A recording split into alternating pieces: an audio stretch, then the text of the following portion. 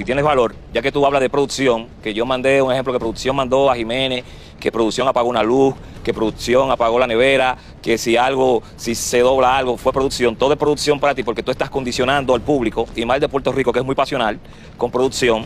Yo quiero que tú me digas a mí la propuesta que me hiciste, indecente, por teléfono, el domingo. ¿Las propuestas se quedan entre tú y yo? No, dígamela. Yo también tengo propuestas y contratos tuyos y no me voy a poner a divulgarlos. No. Tú y yo tenemos propuestas y contratos y no me voy a poner a divulgarlos. Dime que tú me